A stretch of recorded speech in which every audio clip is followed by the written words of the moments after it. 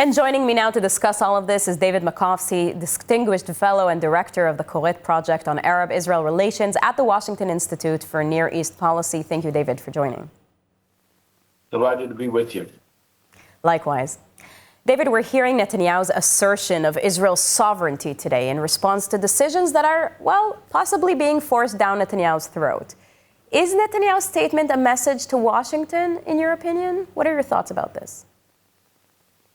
No, I think, look, there has to be some fine tuning. I mean, you had a situation, I remember during the Gulf War of 1991, where the U.S. had a base of Patriot missiles, but it was kept very on the hush-hush. This has had a higher profile. There have been press conferences at the base by U.S. officials.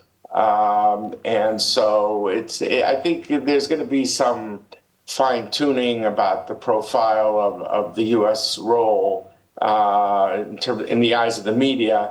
But I think, the fact that all these, we have what they call babysitting, of all these U.S. high officials was a fear of backsliding, that the war could resume. So the U.S. fear is real, but Netanyahu is right that the U.S., Israel, I think, will have a veto on members of the role of the ISF, the International Stabilization Force, in terms of their role.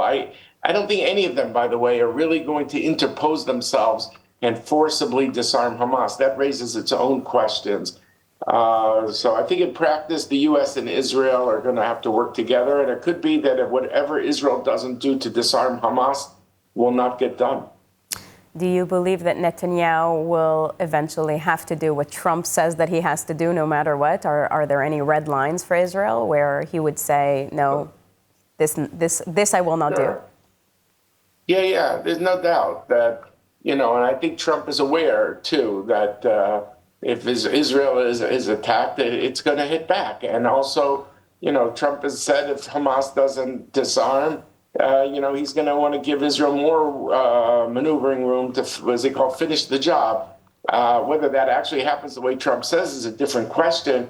But I don't think it's fair to depict Israel as a vassal state the way some of it is going. The truth is, there's always been limitations on Israeli maneuvering, but it just wasn't so explicit, I would say, in the eyes of the public.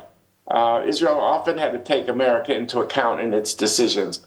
But this seems just the media optics this time look differently, and Trump's style is very different. So, it makes it sound like it's an all or nothing, and it's always been a gray zone. Well, Trump is very unique and certainly unpredictable. But at this critical moment in the Gaza war and post-war planning, how do you assess the U.S.-Israel relationship and alliance at large at this time?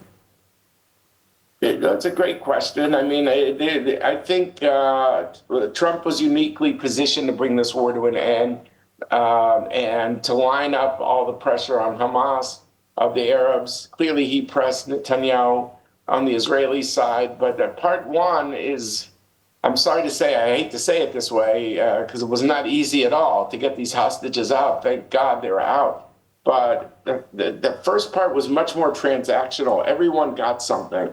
Phase two, about what is the relationship between disarmament and withdrawal, is going to get much tougher. What the IDF has always wanted is the freedom of action, the freedom to maneuver, and believing that it will not be dependent on these international stabilization forces. And I tend to believe the reality is going to look a little bit more like the West Bank, what we would call Area B, where Israel goes in and out when it wants, like it did with Lebanon. And that's going to complicate things in certain ways, but Israel's going to always want the right to defend itself, and it's legitimate. But it's going to have to navigate and with a lot of, with certain constraints, because the U.S. doesn't want to see a return to war. So what is going to be the relationship between disarmament and withdrawal? Clearly, if you look at paragraph 16 of the deal, Israel doesn't want to leave until the disarmament milestones have been met. So it'll be complicated. The dirty little secret is that none of the Arab force, in my view, wants to be interposed between Israel and Hamas anyway. So I tend to think they'll be more on the borders and Israel will have some freedom of maneuver to act at Hamas if Hamas doesn't disarm, and I don't expect Hamas to voluntarily disarm. And so, looking ahead, 6 to 12 months from now, you're looking forward. How do you believe that stability will look like? I think it's going to look a little bit like West Berlin, East Berlin. The 53% of the West Bank where Israel is, we'll see reconstruction. We'll see more hope for the Gaza people who have suffered, as the Israeli people also have suffered, each in their own unique way, of course. But I think in the end, the idea is to show people where Hamas is not in control, you have a better life. And so is that 100% of Gaza? No, if Hamas is still there on the what I call the East Berlin side, the 47% of the West of Gaza. And the question is how that's going to work in practice. So I tend to think we're heading towards what I call West Berlin, East Berlin. I know it has echoes of the Cold War. Not saying every situation is analogous, but I do think there'll be parts of Gaza that are Hamas free, and hopefully those people will have a better life in those zones. And where Hamas does not resume, does not disarm, I fear it's going to be somewhat of a war zone of sorts. David Makovsky, thank you very much. Delighted to be with you.